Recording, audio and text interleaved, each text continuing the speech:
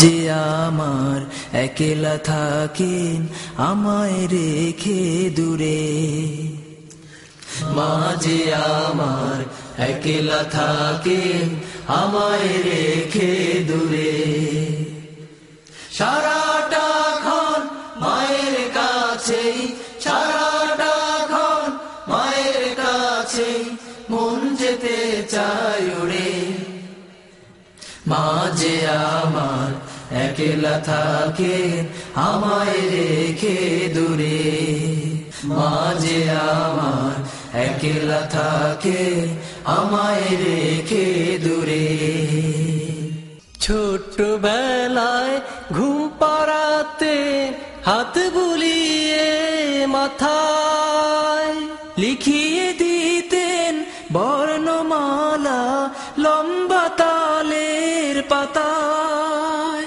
ছোট্টবেলায় ঘুম পাড়াতে হাত বুলিয়ে মাথায় লিখিয়ে দিতেন বর্ণমালা লম্বা তালের পাতায়। সেসব স্মৃতি এখন আমায়, সেসব স্মৃতি এখন আমায় খাচ্ছে কুরে কুরে। মা যে আমার একলা থাকে আমায় রেখে দূরে, মা যে আমার একলা থাকে আমায় রেখে দূরে। রাতটা যখন আধার হতো চাঁদটা হতো সাথী, বাঁশবাগানে হাজার জোনাক জ্বালিয়ে দিত বাতি। রাতটা যখন আধার হতো চাঁদটা হতো সাথী, বাঁশবাগানে হাজার জোনাক জ্বালিয়ে দিত বাতি। স্বপ্নপুরে হারিয়ে যেতাম, স্বপ্নপুরে হারিয়ে যেতাম মায়ের মুখের সুরে। মা যে আমার একলা থাকে আমায় রেখে দূরে, মা যে আমার একলা থাকে আমায় রেখে দূরে। আসসালামু আলাইকুম ওয়া রাহমাতুল্লাহি ওয়া বারাকাতুহু। আলহামদুলিল্লাহ নাহমাদুহু ওয়া নাস্তাঈনুহু ওয়া নাস্তাগফিরুহু ওয়া নাউযু বিল্লাহি মিন শুরুরি আনফুসিনা ওয়া মিন সাইয়্যাতি আমালিনা। من يهده الله فلا مضل له ومن يضلل فلا هادي له واشهد ان لا اله الا الله وحده لا شريك له واشهد ان محمدا عبده ورسوله. اما بعد فان خير الحديث كتاب الله وخير الهدي هدي محمد صلى الله عليه وسلم وشر الامور محدثاتها وكل محدثة بدعة وكل بدعة ضلالة وكل ضلالة في النار. أعوذ بالله من الشيطان الرجيم. الذين آمنوا ولم يلبسوا إيمانهم بظلم أولئك لهم الأمن وهم مهتدون. গগনে ভুবনে যাবতীয় প্রশংসা আল্লাহর জন্য। দরুদ ও সালাম বর্ষিত হোক সেই বিশ্ব বরেণ্য নবী মুহাম্মদুর রাসূলুল্লাহ সাল্লাল্লাহু আলাইহি ওয়াসাল্লামের উপর, যে মহান নবীর নবুয়তে আমরা উম্মত, তার উম্মত হয়ে আমরা ধন্য। যিনি আমাদের সামনে এমন দিন এনে দিয়েছেন, যে দিন, যে ধর্ম দিনের মতোই উজ্জ্বল,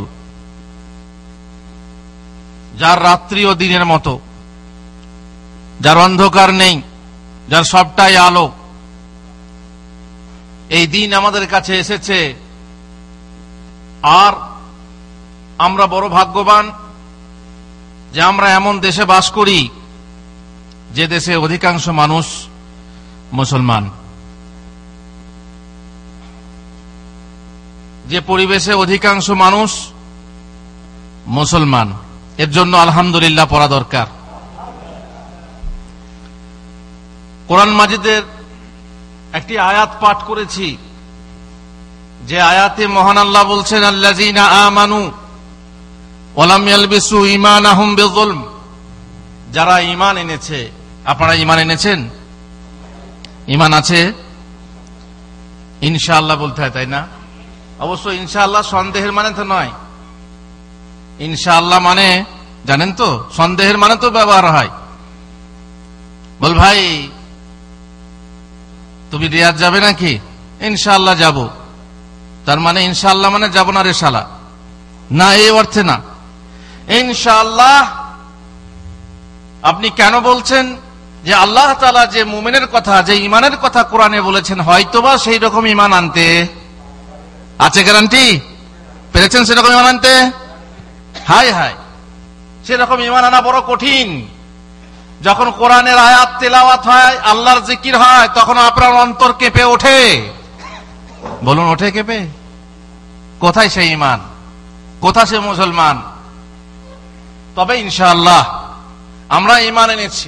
আল্লাহ তাআলা বলছেন, আল্লাযীনা আমানু, যারা ঈমান এনেছে, ওয়া লাম ইয়ালবিসু ঈমানাহুম বিযুলম, আর তাদের ঈমানকে কোন জুলুম দ্বারা মিশ্রিত করেনি।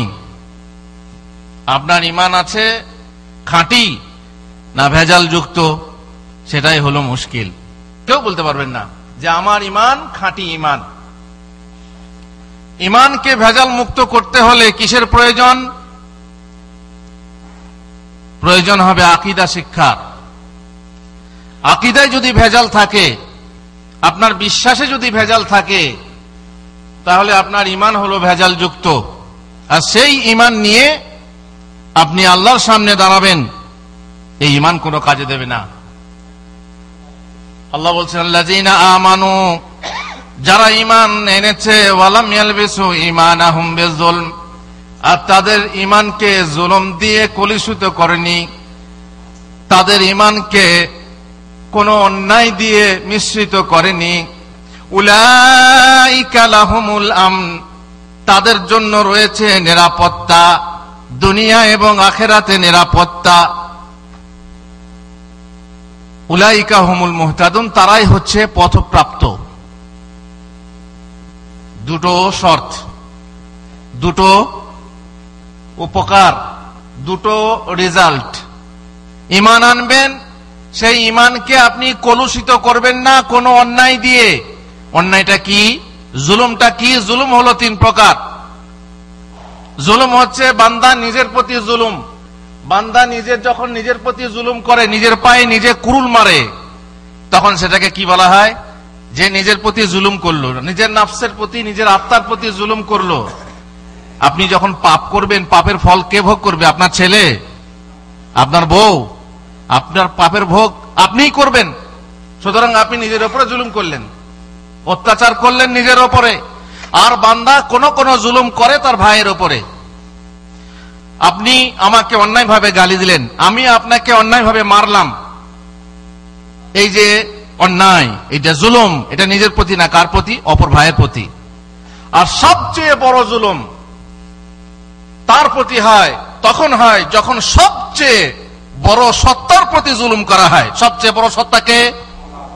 আল্লাহু আকবার, আল্লাহু আকবার।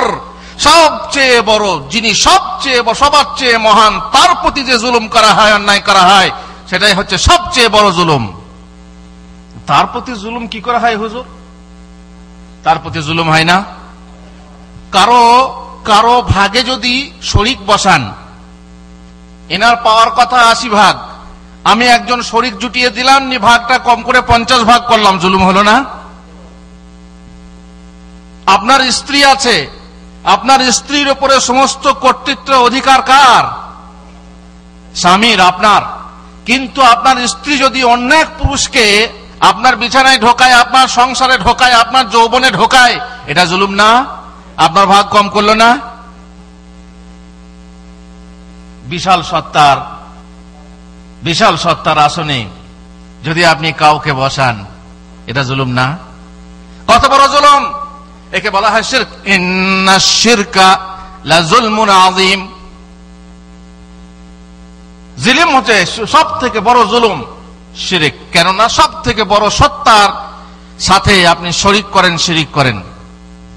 এই 3 প্রকার জুলুম থেকে যদি কোনো বান্দা দূরে থাকতে পারে, তাহলে তার জন্য রয়েছে নিরাপত্তা দুনিয়াতে এবং আখিরাতে। নিজের প্রতি জুলুম করবেন না, তার মানে পাপ করবেন না। অপরের প্রতি জুলুম করবেন না, আর সবচেয়ে বড় সত্তার প্রতি জুলুম করবেন না, মানে শিরিক করবেন না। তাহলে পাবেন নিরাপত্তা। আমরা যদি খেয়াল করে দেখি আমাদের পরিবেশ, আমাদের দেশ এই 3 প্রকার জুলমে পরিপূর্ণ নাকি পরিপূর্ণ নয়? তার মধ্যে সবচেয়ে বড় জুলুম যেটা, সেই জুলুমটা আমাদের দেশে কম না বেশি? সব থেকে মারাত্মক, সব থেকে সর্বনাশী, সর্বগ্রাসী, সব থেকে বড় ভয়ঙ্কর ভয়ানক যে জুলুম, সেই জুলুম আমাদের দেশে ছেয়ে আছে। তারা দাবি করে আমরা আহলে সুন্নাহ, কিন্তু তারা হলো আহলে শিরক। যারাই আহলে সুন্নাহ তারাই আহলে শিরক। যারা মাজার গেড়ে, যারা মূর্তির মতো, যারা দুর্গার মতো দরগা করে যেখানে সেখানে বাসা বেঁধে আছে, আড্ডা বেঁধে আছে, আখড়া বেঁধে আছে, তারা সবচেয়ে বড় জুলুম করছে দেশে। আর দেশের অধিকাংশ মানুষ তাদের অনুসারী, দেশের অধিকাংশ মানুষ সেই জালেম। আর সেখানে আমরা চাচ্ছি নিরাপত্তা। যে অনিরাপত্তায় আমরা ভুগছি, এবং যে নিরাপত্তার ফলে আজ দেশে কি হচ্ছে, যেখানে সেখানে আগুন, যেখানে সেখানে মারামারি, যেখানে সেখানে হইচই কাটাকাটি, যেখানে ঘর থেকে বেরিয়ে যাব ফেরার আর কোনো গ্যারান্টি নাই। আমি শিরিক দিয়ে শুরু করছিলাম, আকীদা দিয়ে শুরু করেছিলাম, আর তারই অংশ একটা আজ নজর ও নিয়াজ। এই নজর নিয়াজ সাধারণত কোথায় দেখা যায়? দেশে যখনই নজর নিয়াজের কথা শুনবেন তখনই মাথাটা কোথায় যাবে? মাজারের দিকে যাবে। নিয়াজ মানেই পীর সাহেবের নিয়াজ, অমক সাহেবের নিয়াজ, অমক বাবার মাজারের নজর, তাই না? তার মানেই উদাহরণ অবশ্য বলবো। সাধারণত আমি যা মনে করি, অধিকাংশ মানুষ নাচারে আচার খায়। আপনারা আচার খান ভাতে? অভ্যেসগতভাবে খান না তরকারি না থাকলে খান? রুচি না থাকলে খান, তরকারি কম থাকলে খান। এই জন্য বলে নাচারে আচার খাওয়া। আচার খাওয়া অভ্যেস নেই, কিন্তু নাচারে খেতে হয়। অনেক ভাই আছেন যারা নাচারে মাজার যান। কথাটা বলবো না, ঠিক বললাম? অনেকদিন বিয়ে হলো হুজুর, ছেলেপিলে হয় না। ছেলেপিলে হয় না, তখন কি করেন? চল মাজারে চল। ছেলেটার অসুখ সারে না, অসুখে সারে না, বহু ডাক্তার দেখালেন, খরচ হলো, চল অমক বাবার মাজারে চল। খাসি মানত কর, মুরগি মানত কর, ইত্যাদি করেন না? করেন না? পাড়াগ্রামের মেয়েরা মুরগি পোষে, মুরগি পালে, অনেক মুরগি, দরমা ভর্তি মুরগি। এই মুরগি মারা যাচ্ছে, এক প্রকার রোগ আসে মাঝে মাঝে। কি রোগটার নাম কি? ঝিমানি রোগ। এতে মুরগি মারা যাচ্ছে, তখন বাড়ির মহিলা বলে কি, বাবা অমক, যদি আমার মুরগি না মরে তোমার মাজারে একটা মুরগি পাঠাবো, তাই না? এইভাবে মানত মানে, নজর মানে। এই নজর মানেটা আসলে কি, আম ভাবে আমি আপনাদের সামনে আলোচনা করব। নজর মানে তার আবিধানিক অর্থ হলো বাধ্য করা। যে জিনিস করতে আপনি বাধ্য নন, সেই জিনিস করতে নিজেকে বাধ্য করার নাম হলো নজর। পারিভাষিক অর্থে কারো তাজিমে ভারপ্রাপ্ত মানুষের কোনো আনুগত্য করতে নিজেকে বাধ্য করা, যা করতে সে বাধ্য ছিল না। তার মানে আপনি বললেন যে আল্লাহর রাস্তায় নজর মানছি, আমার ছেলেরা যদি পরীক্ষায় পাশ করে আমি 3টে রোজা রাখবো। এই 3টে রোজা রাখতে আপনি বাধ্য ছিলেন? আপনার ছেলে যদি পাশ করে, তাহলে 3টে রোজা রাখতে আপনি বাধ্য ছিলেন? কিন্তু যখনই আপনি নজর মানবেন, তখন এই 3টে রোজা রাখা আপনার জন্য কি? ওয়াজিব। যেহেতু আপনি নিজেকে বাধ্য করেছেন, এই জন্য নজর বানাতে কোনো লাভ নেই। নজর মানা হচ্ছে মাকরুহ, কিন্তু নজর পালন করা হচ্ছে ওয়াজিব, সেটা হচ্ছে ইবাদত। কথাটা বুঝলেন? নজর মানা হচ্ছে মাকরুহ, কেন? তাতে কেবল বখিলের মাল বের করে নেওয়া হয়। আপনি দান করবেন না, কোনোদিন দান করেন না, হঠাৎ করে আপনার ছেলেটা অসুখ করলো, তখন আল্লাহ আল্লাহ তুমি যদি আমার ছেলেটাকে ভালো করে দাও তাহলে আমি তোমার রাহে 100 টাকা দান করব। আপনি বখিল, এমনি দান করেন না, আপনি হচ্ছেন বখিল। আল্লাহ তাআলা আপনার মাধ্যমে কি করেন? মাল বের করে নেন, তাই না? আপনি এমনি দান করতেন না, ছেলেটা ভালো করলে আল্লাহর সঙ্গে চুক্তি, আল্লাহর সঙ্গে পাল্লা, যদি তুমি ভালো করো তাহলে আমি 100 টাকা দেবো, তার মানে যদি তুমি ভালো না করো তাহলে আমি দেওয়ার নই। এই জন্য নজর মানা মাকরুহ, নজর মানা মাকরুহ। তারপর আরো মাকরুহ কেন? যে জিনিস করতে আল্লাহ তাআলা আপনাকে বাধ্য করেননি, ওয়াজিব আছে, মুস্তাহাবাত আছে, সুনান আছে, সবকিছু আছে, তার সত্ত্বেও আপনি বাড়তি একটা ইবাদত আপনি নিজের জন্য বাধ্য করে নিচ্ছেন, ওয়াজিব করে নিচ্ছেন, এটা হচ্ছে মাকরুহ। এই জন্য প্রথমত জেনে রাখুন, নজর মানা কার জন্য মাকরুহ? আল্লাহর জন্য মানা। আল্লাহ তাআলার জন্য নজর মানবেন, সেই মানা কি? মাকরুহ। মাকরুহ মানে না মানাই উত্তম এবং ঘৃণিত, ঘৃণ্য। বাকি যদি গায়রুল্লাহর নামে মানেন, নজর যদি গায়রুল্লাহর নামে মানেন তাহলে কি মাকরুহ? কি সেটা? হ্যাঁ, সেই কথা বলবো ইনশাআল্লাহ। মোট কথা হলো নজর, নজর সাধারণত মানুষ মেনে থাকে, নজর মানা হচ্ছে মাকরুহ, কিন্তু নজর মানলে তা পালন করা হচ্ছে ইবাদত এবং সেটা হচ্ছে ওয়াজিব। আল্লাহ তাআলার একটি ইবাদত, সে কথা কোরআনে আল্লাহ তাআলা অনেক জায়গাতে বলেছেন। যেমন আল্লাহ তাআলা এক জায়গায় বলছেন, ওয়া আনফাকতুম মিন নাফাকাতিন আও নাযারতুম মিন নাযারিন ফাইন্নাল্লাহা ইয়ালামু। তোমরা যে কোনো খরচ করো না কেন, যে কোনো নজর মানো না কেন, আল্লাহ তাআলা তা জানেন, আল্লাহ তাআলা জানেন। ওয়া মা লিয-যালিমিনা মিন আনসার, আর জালেমদের জন্য কোনো সাহায্যকারী নেই যারা জুলুম করে। জুলুম কারা করে? মুশরিকরা জুলুম করে, যারা শিরিক করে তারা হচ্ছে জালেম। যেমন একটু আগে শুনলেন আল্লাহ তাআলা ইমরানের স্ত্রীর জন্য উল্লেখ করেছেন, ইয ক্বালাত ইমরাতু ইমরানা রব্বি ইন্নী নাযারতু লাকা মা ফি বাতনি মুহাররারান ফাতাকাব্বাল মিন্নী ইন্নাকা আনতাস সামিউল আলিম। ইমরানের স্ত্রী বলল, হে আল্লাহ, হে আমার রব, আমার পেটে যা আছে, আমি গর্ভবতী, আমার পেটে যা আছে আমি তোমার রাস্তায় নজর মানলাম, তোমার রাস্তায় স্বাধীন করে দিলাম। এই সন্তান হবে, এই সন্তান হলে তোমার রাস্তায় তোমার খিদমত করবে, তোমার ঘরের খিদমত করবে, তোমার মসজিদের খিদমত করবে। এই যে পুরনো বহু যুগের এই পেটে কে ছিল? পেটে কে ছিল? মারিয়াম। قالت رب إني وضعتها أنثى والله أعلم بما وضعت وليس الذكر كالأنثى وإني سميتها مريم। মারিয়াম তারপর যখন ওনার ইচ্ছা ছিল কি যে বাচ্চা হলে পরে সে ছেলে খিদমত করবে, মসজিদের খিদমত করবে, কিন্তু বাচ্চা হয়ে গেল মহিলা, মেয়ে ছেলে নারী, সে কি করে খিদমত করে?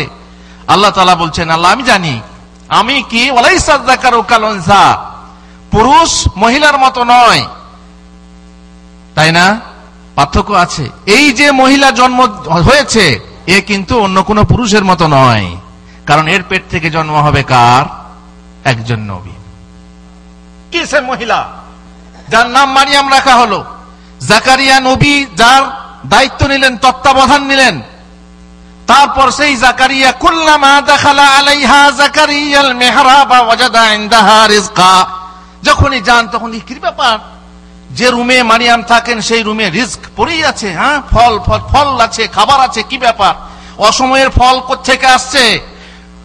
ক্বালা ইয়া মারিয়ামু আন্না লাকি হাযা, মারিয়াম এসব কোত্থেকে আসছে? ক্বালাত হুয়া মিন ইনদিল্লাহ, এ আল্লাহর পক্ষ থেকে আসছে। ইন্নাল্লাহা ইয়ারযুকু মান ইয়াশাউ বিগাইরি হিসাব, আল্লাহ তাআলা যাকে ইচ্ছা মতো রুজি দান করেন।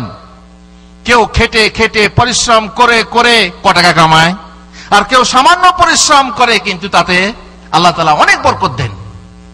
আল্লাহর পক্ষ থেকে এসেছে মারিয়াম, সেই মারিয়াম যার জন্য নজর মানা হয়েছিল। আর সেই মারিয়ামেরই কথা আবার এই মারিয়ামই আবার নজর মানছেন। নজর মানার কথা বলছেন কখন? যখন ঈসা আলাইহিস সালাম তার পেটে এলো। ঈসা আলাইহিস সালাম আল্লাহর কুদরতে, আল্লাহর কালেমা রূপে যখন মারিয়ামের গর্ভে এলেন, জিবরিলের মারফতে তার মধ্যে রূহ ফুঁকে দেওয়া হলো, কালিমা কুন, কালিমা ফুঁকে দেওয়া হলো। মারিয়াম গর্ভবতী হয়ে গেলেন। তারপরে তিনি লজ্জাবতী হয়ে এবার তিনি কি করবেন? আল্লাহর পক্ষ থেকে নির্দেশ দেওয়া হলো, তুমি বেরিয়ে যাও নির্দিষ্ট এক জায়গায় খেজুর গাছের কাছে। সেখানে কি খাবো, কি পান করব, এই লজ্জার কথা, কারণ আমার তো বিয়ে হয়নি। ওই যে জিবরিলকে বললেন না, লাম ইয়ামসাসনি বাশার, আমাকে কোন পুরুষ স্পর্শ করলো না, আমার বাচ্চা কি করে হবে? কালা কাযালিকা কালা রাব্বুকা হুয়া আলাইয়া হাইয়্যিন, এই তো আমার জন্য খুব সহজ, আল্লাহর জন্য সহজ। মারিয়াম তুমি চিন্তা করো না, আমি কি খাবো? বলে খেজুর গাছে, খেজুর গাছকে হিলিয়ে দাও, রোতাবান জানিয়া, টাটকা খেজুর, সদ্য পক্ক খেজুর তোমার উপরে পড়বে, খাও। আর দেখো তোমার নিচে দেখো আমি নালা প্রবাহিত করেছি, সেখান থেকে ঝর্ণার পানি আছে, পানি খাও। হ্যাঁ, কিন্তু আরেকটা সমস্যা আছে, লোকে যখন জিজ্ঞাসা করবে মারিয়াম তোমার সন্তান, এ কি ব্যাপার, তখন আমি কার সন্তান বলবো, কার পরিচয় দেবো? আল্লাহ তাআলা সেটাও শিখিয়ে দিলেন। কি শেখালেন? ফাইম্মা তারাইন্না মিনাল বাশারি আহাদান ফাকুলি ইন্নী নাযারতু লিররহমানি সাওমা। কি বলবে? যখন কোন পুরুষকে প্রশ্ন করবে মানুষ, তখন তুমি বলো ইন্নী নাযারতু লিররহমানি সাওমা, আমি আল্লাহর জন্য রোজা নজর মেনেছি। দেখলেন, তার নজরের ব্যাপারটা বহু আগে থেকেই এই সিলসিলা আছে এবং চলছে। নজর মানা আর সেই নজর পালন করা হচ্ছে ইবাদত। আল্লাহ তাআলা আরেক আয়াতে বলছেন, ইউফুনা বিন-নাযরি ওয়া ইয়াখাফুনা ইয়াওমান কানা শাররুহু মুস্তাতিরা। আল্লাহর বান্দা, যে বান্দাদের প্রশংসা করে আল্লাহ বলছেন, এরা আইনা ইয়াশরাবু বিহা ইবাদুল্লাহ ইউফাজ্জিরুনাহা তাফজিরা, ওই যে কাফুর মিশ্রিত পানি, ঝর্ণার পানি পান করবে সে জান্নাতে। এই বান্দা, আল্লাহর বান্দা কারা? আল্লাহর প্রশংসা, আল্লাহ তাআলা প্রশংসা করে বলছেন ইউফুনা বিন-নাযরি, তাদের একটা গুণ হলো নজর পূরণ করে, নজর পালন করে। নজর মানলে পরে সেই নজর তারা পালন করে। তাহলে নজর পালন করা, নজর পূরণ করা, কাদের গুণ? আল্লাহর বান্দাদের গুণ, আবরারদের গুণ, নেক বান্দাদের গুণ। এরা তারা ওয়া ইয়াখাফুনা ইয়াওমান কানা শাররুহু মুস্তাতিরা, কিয়ামতের দিনকে, যেদিন ভয়ানক অবস্থা হবে, যেদিনকার মানে অকল্যাণ ব্যাপক আকারে ছেয়ে যাবে, সেই দিন থেকে তারা ভয় করে, কিয়ামতকে ভয় করে। আল্লাহ তাআলা হজের সময়ের কথা বলেছেন, সুম্মা লিয়াকদু তাফাসাহুম ওয়া লিউফু নুযুরাহুম ওয়া লিয়াতাওয়াফু বিল বাইতিল আতীক। তাদের উচিত হজ করতে গিয়ে হজের সময়ে মিনা, আরাফাত ইত্যাদি যে সময় আছে, তারা সেই সময়ে তাদের যে আবর্জনা আছে, আবর্জনা বলতে যে চুল সাফ করতে হয়, মাথার চুল নাড়া করতে হয়, তাই না? আর সেই সঙ্গে দাড়িটা কামিয়ে দিতে হয়, তাই না? তাই না? না বলছেন না? হ্যাঁ বলছেন আপনারা?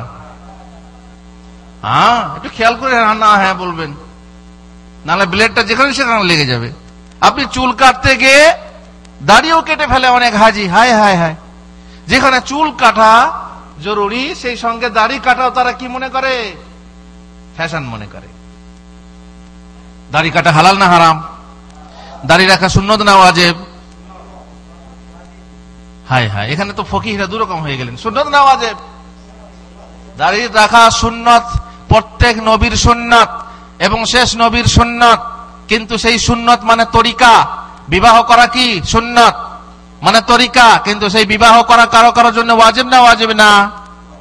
ওয়াজিব। দাড়ি রাখা সুন্নত, নবীর সুন্নত, প্রত্যেক নবীর সুন্নত, কিন্তু সেই সুন্নত পালন করা ওয়াজিব। সুতরাং দাড়ি কাটা হারাম। তো হজ করতে গিয়ে না, হজ করতে যাওয়া গিয়ে যে চুল কাটতে হয় সেটা হচ্ছে মাথার চুল কাটুন। আল্লাহ তাআলা বলেন মালিয়াকদু তাফাসাহুম ওয়ালিউফু নুজুরাহুম, আর নজর থাকলে নজর পূরণ করে। কোন কোন বর্ণনায় বলা হয়েছে নজর মানে হচ্ছে সমস্ত ওয়াজিব, কিন্তু নজর শব্দ যেটা আছে সেটা নজর নিয়াজ, নজর মানত যা আছে, অনেকে কাবা শরীফে মানত মানতো, কোরবানির মানত মানতো, আরো কিছু মানত মানতো, সেই মানত যেন তারা কি করে পূরণ করে। ওয়ালিয়াতাওয়াফু বিল বাইতিল আতিক, প্রাচীন গৃহের তাওয়াফ করে হজের সময় কথা। মোট কথা নজরের কথা এসেছে, আর এর থেকে এটাই প্রমাণ হয় যে নজর পালন করা হচ্ছে ইবাদত। আর যেটা ইবাদত হবে সেটা আল্লাহ ছাড়া আর কারোর জন্য করা যাবে না, ঠিক কিনা? আপনারা ঈমান এনেছেন? ঈমান এনেছেন? ঈমানে কি বলা হয়? লা ইলাহা ইল্লাল্লাহ, তার মানে কি আল্লাহ ছাড়া কেউ নেই, নাকি?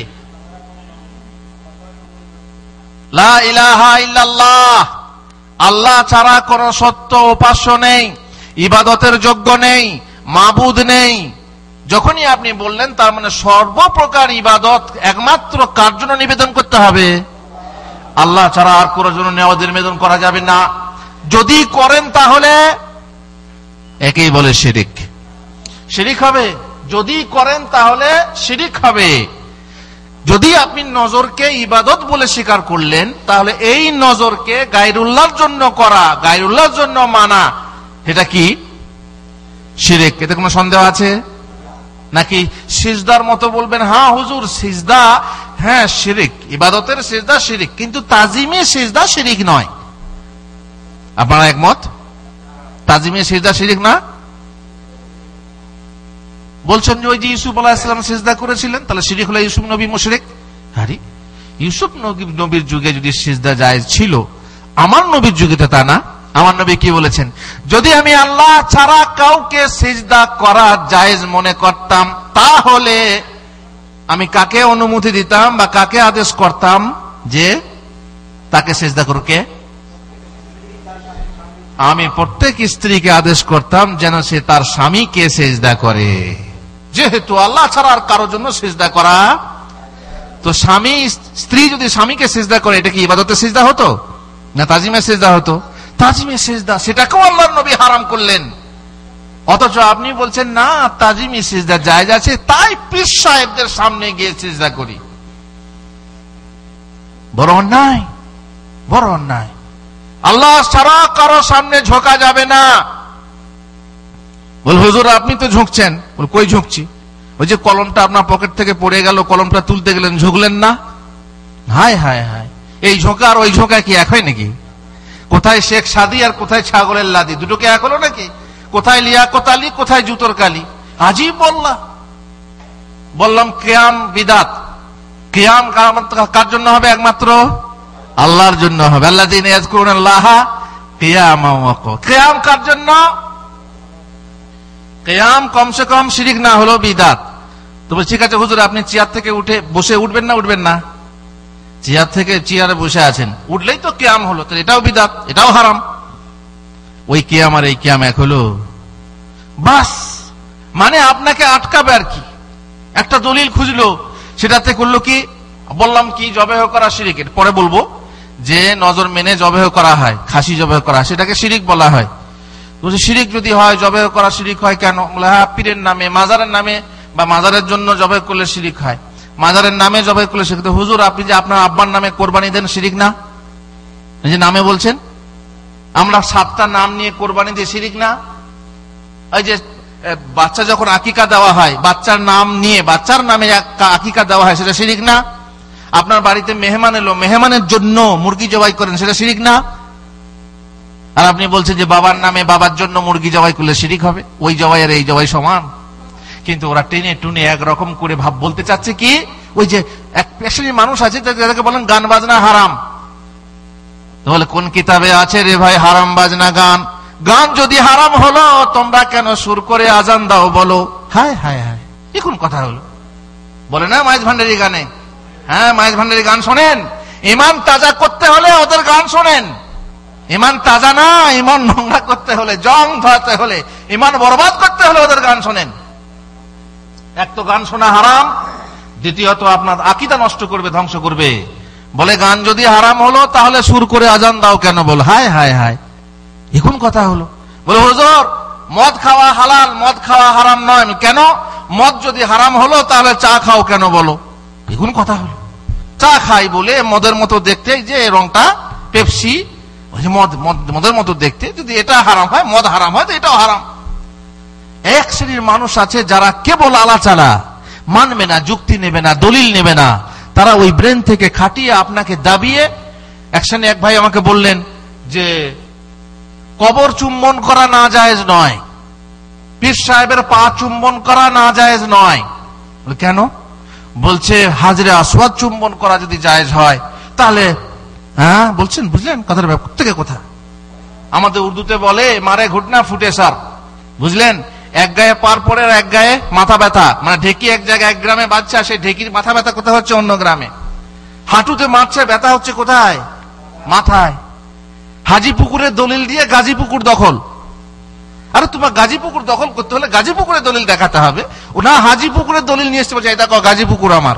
এরকম কথা হলো? খালি হাজি আর গাজীতে মিল রয়েছে, এই জন্য হাজিপুকুরের দলিল দেখিয়ে গাজীপুকুর দখল। হায় হায় হায় হায়। এক শ্রেণীর যুক্তিবাদী মানুষ সমাজকে ভ্রষ্ট করে চলেছে, আর সমাজকে শিরকের দিকে নিয়ে যাচ্ছে, বিদআতের দিকে নিয়ে যাচ্ছে, শুধু এই শ্রেণীর দলিল দিয়ে। কোন দলিল নেই। ওয়াল্লাহি, আল্লাহর কসম, যদি মিলাদুন নবীর কোন দলিল থাকে তাহলে নিয়ে এসো। কিন্তু তারা দলিল দিচ্ছে কি? ওই রকম হাজিপুকুরে দলিল দিয়ে গাজীপুকুর দখল। বলছে কোরআনে আছে, খুশি করো। ঠিক আছে, কোরআনে আছে খুশি করা, খুশি করব, কিন্তু কোরআনে কি নিয়ে খুশি করার কথা আছে? আছে কি যে আল্লাহর নবীর জন্মদিনে প্রত্যেক বছর তোমরা খুশি করো?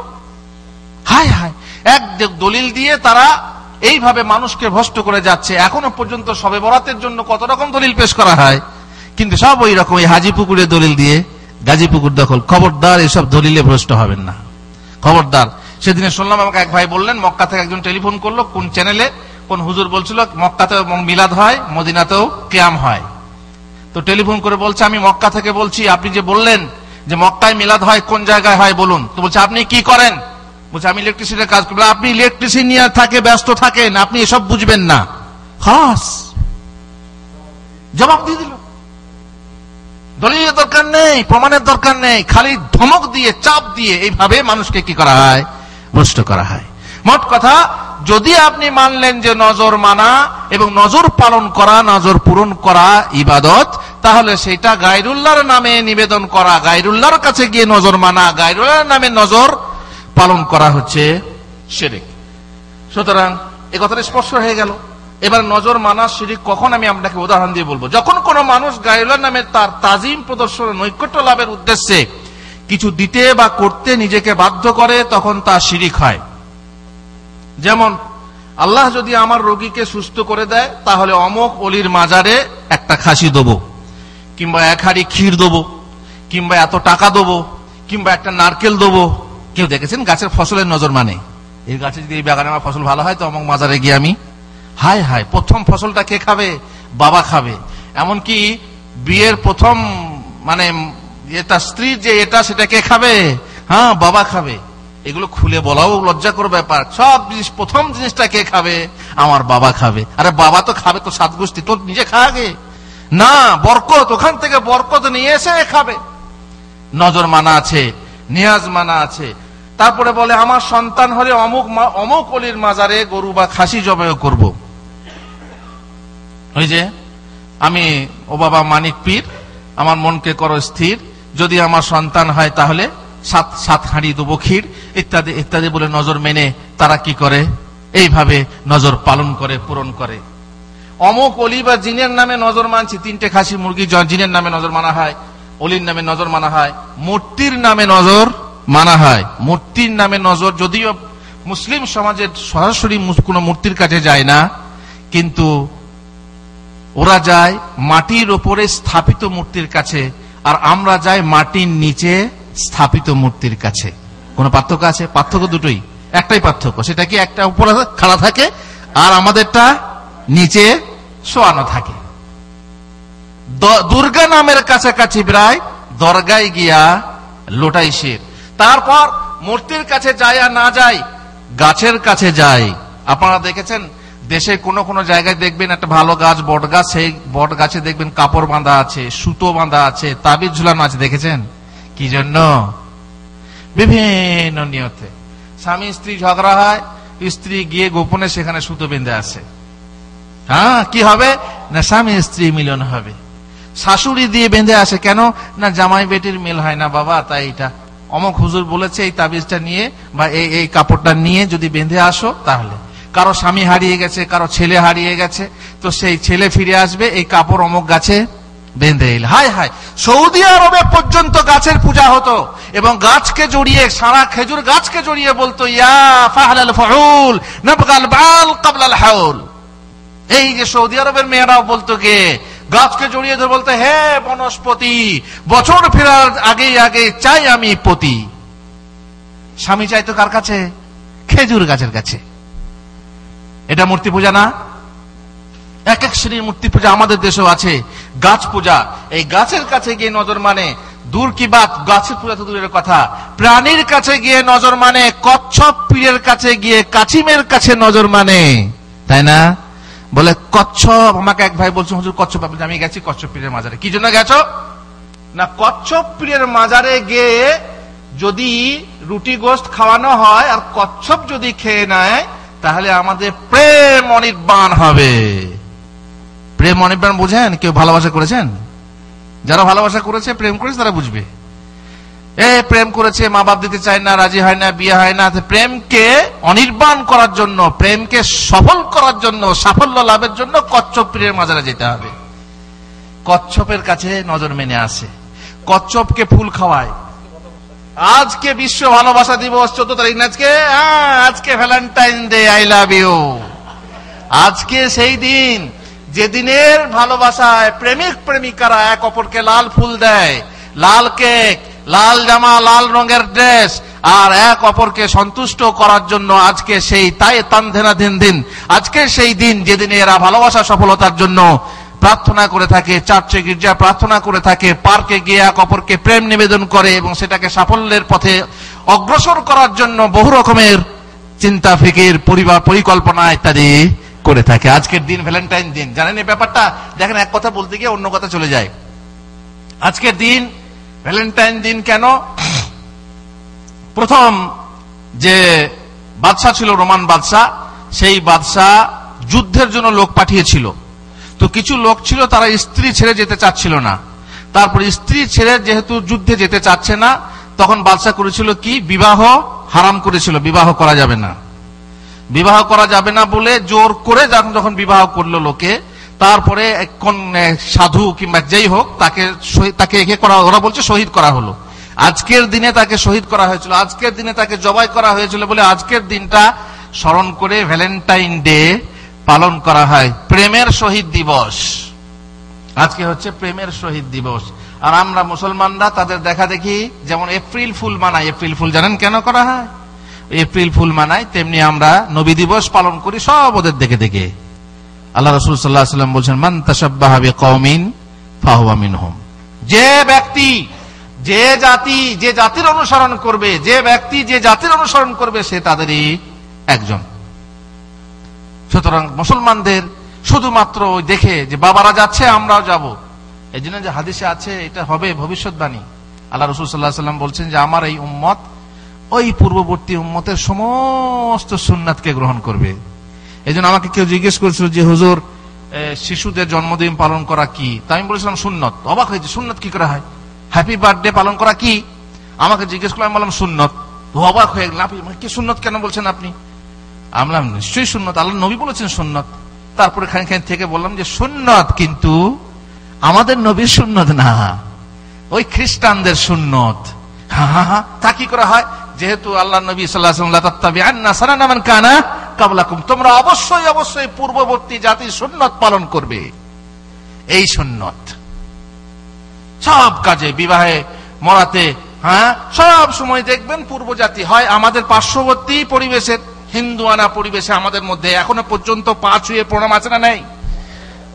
পা ছুঁয়ে প্রণাম, পা স্পর্শ করে প্রণাম আছে। বিয়েতে মরার সময় দেখবেন লাশ নিয়ে যাচ্ছে, লা ইলাহা ইল্লাল্লাহ মুহাম্মদ রাসূলুল্লাহ, লা ইলাহা ইল্লাল্লাহ মুহাম্মদ রাসূল, বলে না? এটা কি হাদিসে আছে? কিন্তু পরিবেশে আছে বলো হরি বলো হরি বলো হরি, এরা বলে তো আমরা দেখে দেখে করি, বলো হরি আমরাও করি। এই যে ওরা করছে আমরা করব, ওদের দেখা দেখিতে আমরা করব, দেখা দেখিতে শুরু হয়ে গেছে।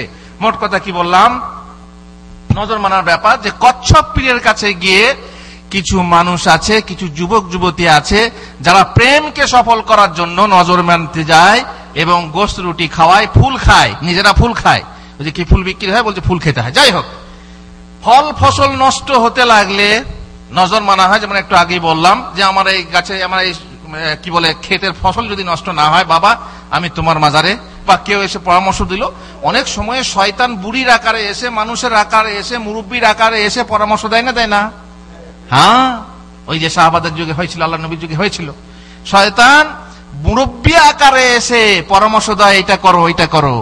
তখন আপনাকে বললো অমুক ছেলে হয়নি, অমুক বাবার মাজারে যা, ওখানে গিয়ে এই মেনে আয় তো ছেলে হবে। এই ফল নষ্ট হয়ে যাচ্ছে, আরে গাছের লেবু প্রত্যেক বছর আসে আর ঝরে যায়, গাছের নারকেল আসে প্রত্যেক বছর আর ফুল অবস্থায় ঝরে যায়, আরে অমুক বাবার মাজারে যা, সেখানে মানব মেনে একটা নারকেল একটা ডাব মানব মেনে আসবি, খালাস, দেখবি তারপরে কি হবে। এখন আপনাদের মধ্যে কেউ কেউ বলুন হুজুর লাভ তো হয়, অনেক সময় নজর মেনে এসে ছেলে হয়, অনেক সময় নজর মেনে আসে গাছের ডাব আর ঝরে না, পড়ে না। কথা ঠিক না ভুল? তাহলে হয় কোত্থেকে? হয় কোত্থেকে? আল্লাহর তরফ থেকে হয়, কিন্তু মানুষ মনে করে যে অমুক বাবার তরফ থেকে হলো। অনেক সময় শয়তানের কারসাজি থাকে আপনার ইমানটাকে নষ্ট করার জন্য অমুক বাবার মাজারে নজর মানা করায়। কেমন একটা কারসাজির কথা শুনুন। আব্দুল্লাহ বিন মাসউদ রাদিয়াল্লাহু আনহু, নাম শুনেছেন? বিশাল সাহাবী। আব্দুল্লাহ বিন মাসউদ রাদিয়াল্লাহু আনহু একবার বাড়িতে প্রবেশ করলেন, প্রবেশ করে স্ত্রীর গায়ে হাত রেখেছেন আর দেখছেন গলাতে একটা সুতো। কি সুতো? আমাদের দেশে একটা মোটা সুতো পাওয়া যায় কালো রঙের, কি বলে? সুতো। বলছে এটা কি? তো বললেন এটা আমার বাত বিসর্প রোগের জন্য এক ইহুদি বুড়ি ওতে ঝাড়ফুঁক, আমাদের সুতো পড়া বলে, সুতো পড়া। দেখবেন কেউ কেউ সূরা ইয়াসিন পড়ে সাত মুবিন পড়ে গিট মারে, দিয়ে করতে দেয়। ওই যে মিন শাররিন নাফাসাতি ফিল উকাদ, জাদু করা হয় এতে। তো কোরআনের আয়াত দিয়ে পড়ে কেউ জাদু করে। তো উনি বললেন যে এটা কার? কে বললেন? আব্দুল্লাহ বিন মাসউদের স্ত্রী, যে আমি সুতো পড়া নিয়েছি, আমার বাত বিসর্প একটা রোগ, সেই রোগের জন্য আমি এটা নিয়েছি। বা বললেন যে আমার চোখ দিয়ে পানি পড়ে, এই চোখ দিয়ে পানি পড়ে তার জন্য আমি এটা নিয়ে সুতো পড়াটা নিয়েছি। আব্দুল্লাহ বিন মাসউদ সুতোটাকে টেনে ছিঁড়ে ফেললেন এবং বললেন যে আলে মাসউদ শিরিক থেকে মুস্তাগনি, গানিয়ুন আনিশ শিরক, শিরিক করতে পারে না। ইবনে মাসউদের বংশধর শিরিক করতে পারে না। তার মানে কি? সুতো ব্যবহার করা কি হলো তাহলে? তাবিজ ব্যবহার করা কি হলো তাহলে? শিরিক, তাই না? যদি কোরআনী আয়াত দিয়ে হয় শিরিক বলবেন না, সেটা কি নাজায়েজ। কিন্তু অন্য কোন সুতো ব্যবহার করা, ধাতুর মাদুলি ব্যবহার করা ইত্যাদি ইত্যাদি, এগুলো হচ্ছে শিরিক। আব্দুল্লাহ বিন মাসউদ সুতো ছিঁড়ে ফেলে দিলেন, তারপরে বললেন কি এটা শিরিক। স্ত্রী বললেন কিন্তু আমি দেখেছি সুতোটা বাঁধা থাকলে আমার চোখে পানি পড়ে না, আর যখনই সুতোটা খুলে দিই তখনই আমার চোখে পানি পড়ে। আব্দুল্লাহ বিন মাসউদ বললেন এটাই হচ্ছে শয়তানের কারসাজি। যখন তুমি এটা বাঁধো শয়তান তোমাকে কিছু করে না, কিন্তু যখন খুলে দাও তখন শয়তান তোমার চোখে খোঁচা মারে। এবারে খোঁচা কি দিয়ে মারে আপনারা সেটা তো বুঝবেন, শয়তানের আঙ্গুল কেমন না কি দিয়ে খোঁচা মারে। মোট কথা তোমার চোখ দিয়ে তখন পানি পড়তে লাগে। শয়তান এইভাবে মানুষকে, যখন সন্তান হয় না, যখন অসুখ হয়, রোগ ছাড়ে না, ফল নষ্ট হয়, ফসল নষ্ট হয়, তখন শয়তান বুড়ির আকারে এসে, মুরব্বীর আকারে এসে কি দেয়? ফুসমন্তনা দেয়। মনুষ্য শয়তান অনেক সময় কাজ করে। শয়তান জিনের মধ্যে হয়, শয়তান মানুষের মধ্যে হয়। এই জন্যই বলা হয়েছে যে দুটো সূরা এমন আছে যে সূরা যদি সকাল বেলায় 3 বার পড়ে, সন্ধ্যা বেলায় 3 বার পড়ে, তো এই শ্রেণীর ওয়াসওয়াসা থেকে দূরে থাকবে, কুমন্ত্রণা থেকে দূরে থাকবে। কোন কোন সূরা? যেখানে বলা হয়েছে আল্লাযী ইউওয়াসউসু ফি সুদুরিন নাস, বলো কার পানা চাচ্ছে? রবের, রাব্বিন নাস, মালিকিন নাস, ইলাহিন নাস, মানুষের প্রভু, মানুষের রব, তার কাছে পানা চাচ্ছে। কিসের থেকে? আল্লাযী ইউওয়াসবিসু, যে খান্নাস, যে চুপ করে আসে, চুপে চুপে আসে আর দূরে চলে যায়, ফুসকন্ত্র দিয়ে চলে যায়। আল্লাযী ইউওয়াসবিসু ফি সুদুরিন নাস, মানুষের বুকে কুমন্ত্রণা দেয়। তারা কোন জাতি? মিনাল জিন্নাতি ওয়ান নাস। জিনও আছে, মানুষও আছে। আপনি যদি দেখেন যে আপনার স্ত্রীকে কেউ ফুসমন্ত্র দিচ্ছে, আপনার বাড়ির আপনার আম্মা কে ফুসমন্ত্র দেয় না, দেয় না? এসে বলে, দেখ বিয়ান, তোর ছেলে অনেক কামায়, সৌদি আরবে অনেক বেতন পায়, তোকে এইটুকু পয়সা দেয়, হ্যাঁ, দিয়ে মায়ের মনটাকে আপনার বিরুদ্ধে, আহা বেচারি কত কষ্ট করে আপনি মেহনত করে পয়সা, বালাদিয়ার লোকেরা কত রোদে ঝড়ে বৃষ্টিতে, আল্লাহ দেখেছেন কত কষ্ট করে, মাজরার লোকেরা কত কষ্ট করে পয়সা পাঠায়, তার উপরেও মায়ের মনটাকে খারাপ করে দেয় যে পয়সা আরো বেশি কামায়, তোকে অল্প করে পাঠাচ্ছে, কিংবা বউকে বেশি করে দিচ্ছে। এ হচ্ছে শয়তান খান্নাস। খান্নাস যে মানুষের বুকে কুমন্ত্রণা দেয়, সংসার ভাঙার জন্য অনেকে কুমন্ত্রণা দেয়, তেমনি শিরিক করাবার জন্য, বিদাত করাবার জন্য অনেকে কুমন্ত্রণা দেয়। এইটা কর তাহলে এই হবে, এইটা কর তাহলে এই হবে, এইভাবে এটা কর উন্নতি হবে, এটা কর, নানা রকম পরামর্শ দিয়ে মানুষকে শিরকে লিপ্ত করে। এইভাবে আপনারা জানেন জাহিলি যুগে এরকম ছিল, যারা ফল ফসলে তারা নজর মানত। ওয়াজআলু লিল্লাহি মিম্মা যারআ মিনাল হারসি ওয়াল আনআমি নাসিবান ফাকালু হাযা লিল্লাহি বিজামিহিম ওয়া হাযা লিশুরাকাইনা ফামা কানা লিশুরাকাইহিম ফালা ইয়াসলু ইলাল্লাহ। তারাই ফসলের ভাগ করত, এবং সেই ভাগের, যেমন আমাদের ওসর আছে, তাই না, 10 ভাগের 1 ভাগ ফসল যদি বৃষ্টির পানিতে হয়, আর যদি সেচের পানিতে হয় তাহলে 20 ভাগের 1 ভাগ আকার হক, আল্লাহর হক। তাদের এমনি নির্দিষ্ট হক ছিল, যা শরীকদের মূর্তির নামে তারা নজর মানত এবং বলতো যে এই অংশটা কাদের, আমাদের শরীকদের, আমাদের এই মূর্তিদের, আমাদের এই মাবুদদের। যেটা মাবুদদের হবে সেটা আল্লাহর কাছে পৌঁছবে না, কিন্তু যেটা আল্লাহর ভাগ হবে তার ভাগ থেকে আবার মূর্তিদের কাছে পৌঁছবে। এটাই তাদের ধারণা ছিল। ফালা ইয়াসিলু ইলাল্লাহ ওয়া মা কানা লিল্লাহি ফাহুয়া ইয়াসিলু ইলা শুরাকাইহিম সাআ মা ইয়াহকুমুন। এরা যে বিধান, এরা যে মন গড়া ফয়সালা করে রেখেছে, দারুণ নিকৃষ্ট। বোঝা গেল জাহিলি যুগেও তারা জন্তু জানোয়ারের এবং ফল ফসলের ব্যাপারে তারা নজর মানত এবং শরীক নিয়ে তারা শিরিক করত। এবার আপনারা শুনলেন যে তাহলে নজর সাধারণত মানা হচ্ছে মাকরুহ। কেন মাকরুহ? যেহেতু নবী সাল্লাল্লাহু আলাইহি সাল্লাম নজর মানতে নিষেধ করেছেন এবং বলেছেন লিআন্নাহু লা ইয়ারুদ্দু শাইআন, যেহেতু নজর কোনো কিছু রহিত করতে পারে না। ওয়াইন্নামা ইস্তাখরাজু বিহি মিনাল বাখিল, বরং বখিলের কাছ থেকে মাল বের করে নেওয়া হয়। তকদিরে যেটা আছে সেটা হবে, মাঝখান থেকে আপনি নজরটা মেনে আপনার মাল বেরিয়ে গেল কেন? যেহেতু আপনি বখিল মানুষ, এমনি দান করতে চান না, এমনি দান করা। সুতরাং এটা হচ্ছে কি মাকরুহ। যেহেতু যে নজর মানে সে এমন জিনিসকে নিজের উপরে বাধ্য করে দেয় যা তা আসলে বাধ্য ছিল না। সুতরাং বুঝতেই পাচ্ছেন, যখন সে নজর মানবে, সেই নজর মানাটা, নজর পালন করাটা ওয়াজিব হয়ে যাবে। সহিহ হাদিসে আছে, নবী সাল্লাল্লাহু আলাইহি ওয়াসাল্লাম বলছেন, মান নাযারা আন ইউতি আল্লাহ, যে ব্যক্তি আল্লাহর আনুগত্য করার নজর মানবে, ফাল ইউতিহু, সে যেন তা পালন করে। ওয়ামান নাযারা আন ইয়াসি আল্লাহ ফালা ইয়াসি, কিন্তু যে ব্যক্তি আল্লাহর নাফরমানি করার নজর মানবে, সে যেন তা পালন না করে। এবারে পালন না করলে কি হবে সেটা পরে বলছি। মোট কথা, যদি কেউ আল্লাহর আনুগত্য করার নজর, আমি এত নামাজ পড়বো, আমি আল্লাহর ওয়াস্তে এত রাকাত নামাজ পড়বো, আমি আল্লাহর ওয়াস্তে এতদিন রোজা রাখবো, যদি কেউ মানে এটা আল্লাহর আনুগত্য, তাহলে সে যেন পালন করে। কেউ যদি বলে যে আল্লাহর আমি নাফরমানি করব, যদি আমার এটা হয় তাহলে আমি 1 গ্লাস মদ খাবো, হ্যাঁ, এই পালন করা যাবে? যাবে না। আমার যদি সৌদি আরবের ভিসা আসে, তো এবার আমি বাবার মাজারে গিয়ে একটা খাসি দেবো, পালন করা যাবে? আমার যদি সৌদি আরবের ভিসা আসে, সৌদি আরব থেকে ফিরে এসে আমার ক্লাবে একটা টিভি দেবো, পালন করা যাবে? এইভাবে যত হারাম নজর আছে, হারাম নজর পালন করা যাবে না। সৌদি থেকে ফিরে এসে আমার বাপের নামে অমুক মাজারে একটা চাদর দেবো, কি অমুক জায়গাতে আমি গান বাজনা করব, এই যত রকমের হারাম নজর আছে, আল্লাহ রাসূল সাল্লাল্লাহু আলাইহি ওয়াসাল্লাম বলছেন খবরদার যেন আল্লাহর নাফরমানি না করে। কিন্তু যদি কোনো কাফের নজর মানে, তো কাফের নজরও কি হবে? সহি হবে। কাফের নজর মানে সে অমুসলিম ছিল, সে নজর মেনেছিল, হঠাৎ তারপরে মুসলমান হলো, তাকে সেই অমুসলিম অবস্থায় নজর মানা পূরণ করতে হবে না হবে না? হবে। এজন্যই উলামারা বলছেন যে কাফের যদি নজর মানে, তাও পালন করতে হবে, যেহেতু নজর পূরণ করা ইবাদত আর যখন মুসলমান হবে, যেহেতু উমর রাদিয়াল্লাহু আনহু একবার রাসূলুল্লাহ সাল্লাল্লাহু আলাইহি ওয়াসাল্লামকে বললেন, ইয়া রাসূলুল্লাহ ইন্নী নাযারতু ফিল জাহিলিয়া আন আতাকিফা ফিল মসজিদিল হারাম। জাহিলি যুগে আমি নজর মেনেছি। কে বললেন? হযরত উমর। আমি জাহিলি যুগে নজর মেনেছি যে আমি মসজিদে হারামে ইতিকাফ করব এক রাত। এখান থেকে আমরা প্রমাণ করি যে ইতিকাফ করা 10 দিন জরুরি না, এক রাতও ইতিকাফ করা যায়। আমি জাহেলি যুগে নজর মেনেছি যে এক রাত আমি হারামে ইতিকাফ করব। আল্লাহ রাসূল সাল্লাল্লাহু আলাইহি ওয়াসাল্লাম বললেন, আউফি বিনাজরিক, তুমি তোমার নজর পুরা করো।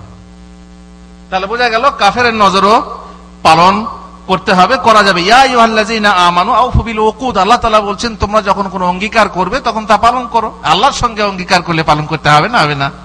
ওয়ালা তাকরাবু মালাল ইয়াতীমি ইল্লা বিল্লাতী হিয়া আহসান হাত্তা ইয়াবলুগা আশুদ্দা ওয়া আউফু বিল আহদ ওয়া আউফু বিল আহদি ইন্নাল আহদা কানা মাসউলা। এটা অঙ্গীকার, চুক্তি, আল্লাহর সঙ্গে অঙ্গীকার করছো, ওয়াদা করছো যে এই হলে আমি এই করব, তাহলে সেটা পালন করতে হবে।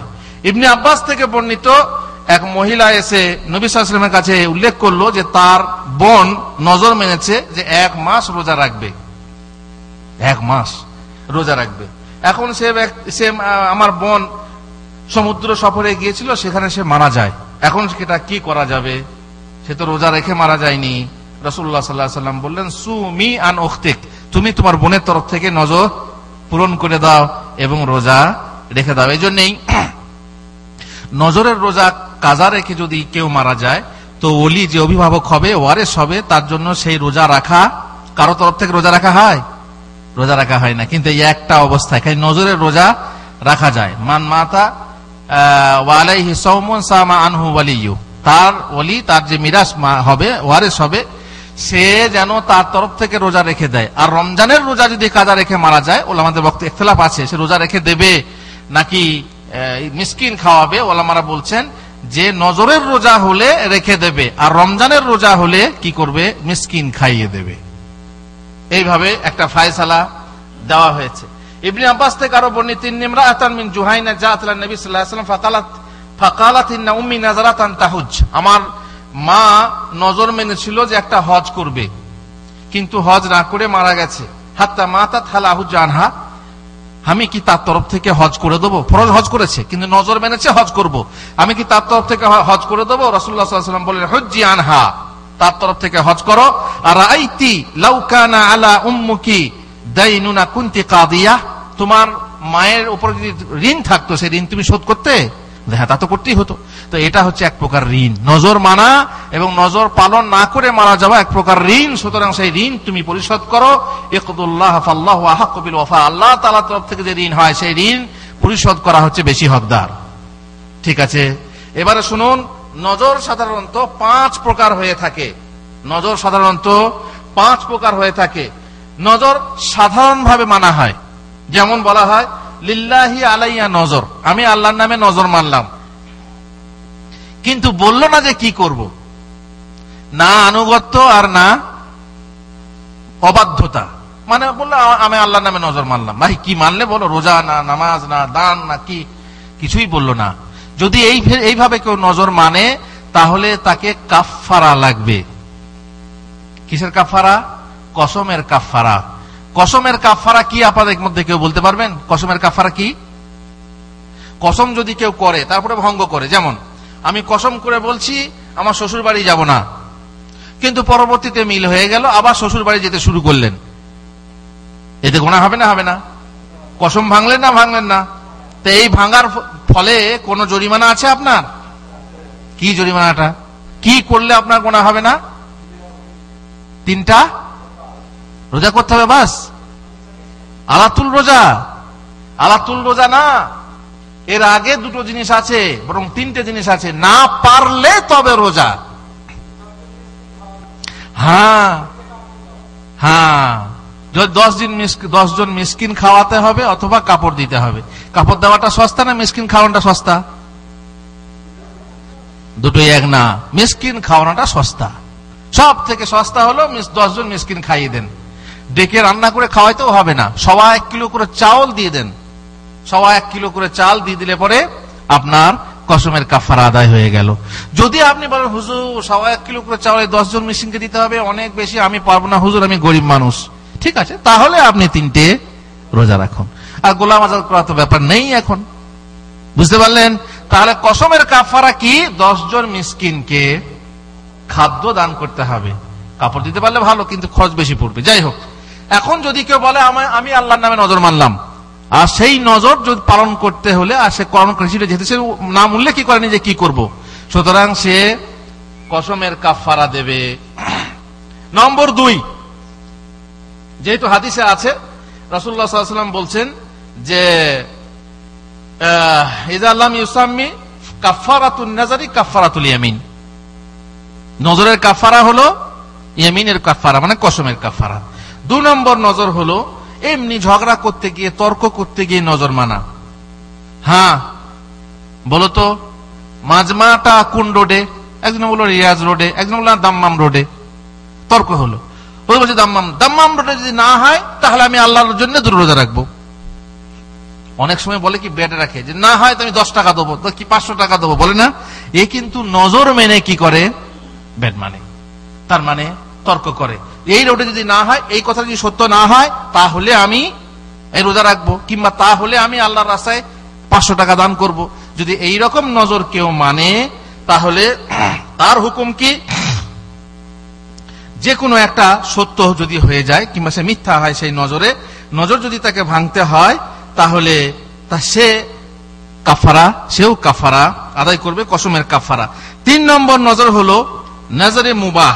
যেমন আমি নজর মানলাম আমি এইরকম কাপড় পরবো, আমি নজর মেনেছি যে আমি লাল কাপড় পরবো, আমি নজর মেনেছি আমি সাদা কাপড় পরবো, আজীবন রঙিন কাপড় পরবো না, তাহলে তারও হুকুম কি? এই শ্রেণীর কাফারা দিতে হবে। প্রত্যেক নজরে প্রায় কাফারা আছে। মোট কথা, যখন সে নজর মানবে তখন তাকে কাফারা দিতে হবে। এখন শুনুন যে মুবাহ নজর, যেমন ইমাম বুখারী থেকে, বুখারী শরীফে একটা হাদিস বর্ণনা হয়েছে, রাসূলুল্লাহ সাল্লাল্লাহু আলাইহি ওয়াসাল্লাম একবার খুতবা দিচ্ছিলেন, তখন দেখলেন একটা লোক ওই মসজিদের আঙ্গিনাতে দাঁড়িয়ে আছে, রোদে দাঁড়িয়ে আছে। তো রাসূলুল্লাহ সাল্লাল্লাহু আলাইহি ওয়াসাল্লাম জিজ্ঞেস করলেন যে কি ব্যাপার, লোকটা দাঁড়িয়ে আছে কেন? তখন সাহাবারা বললেন যে আবু ইসরাইল, লোকটার নাম কি? আবু ইসরাইল। নজর মেনেছে যে সে দাঁড়িয়ে সূর্যের রোদে দাঁড়িয়ে থাকবে, ছায়া গ্রহণ করবে না, কথা বলবে না। ছায়া গ্রহণ করা মুবাহ না? মুবাহ। কথা বলা মুবাহ। আর রোজা রাখবে। রাসূলুল্লাহ সাল্লাল্লাহু আলাইহি ওয়াসাল্লাম বললেন মুরুহু ফালিয়াতাকাল্লাম, ওকে বলো যেন কথা বলে, ওকে বলো যেন ছায়া গ্রহণ করে আর রোজাটা পূরণ করে। বুঝতে পারলেন?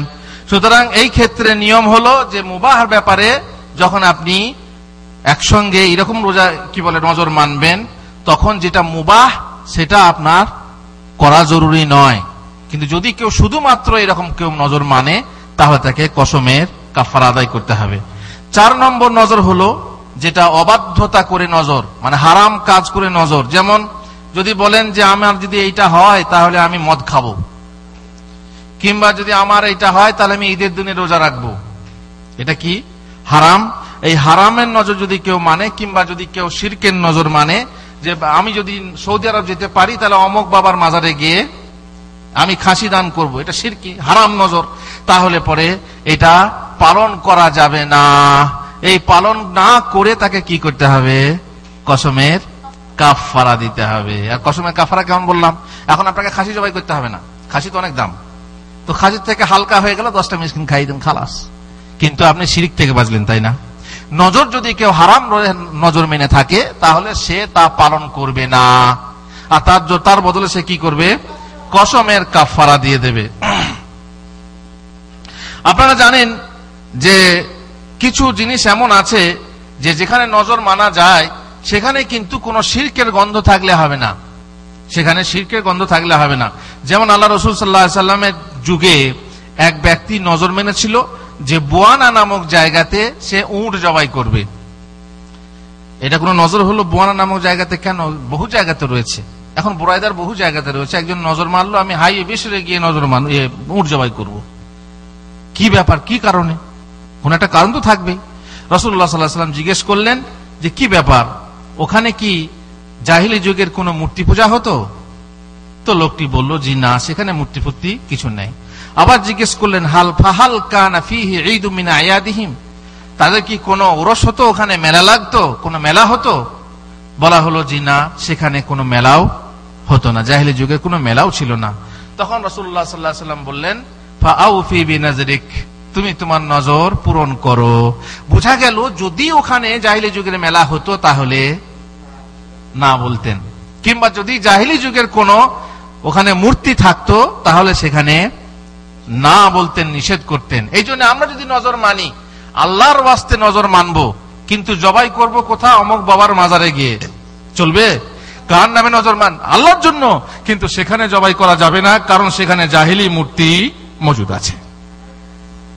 এই জন্য আল্লাহ রাসূল সাল্লাল্লাহু আলাইহি ওয়াসাল্লাম ক্লিয়ার করলেন এবং বললেন, ফাইন্নাহু লা ওয়াফা আলি নাজরিন ফি মাসিয়াতিল্লাহ, আল্লাহর অবাধ্যতা করে কোন নজর পূরণ করা যাবে না, ওয়ালা ফিমা লা ইয়ামলিকু ইবনে আদম, আর সেই নজরও পূরণ করা যাবে না, করা হবে না যে নজর পালন করতে সে সমর্থ নয়। এমন নজর মানলো যে করতে সমর্থ নয়। কেমন?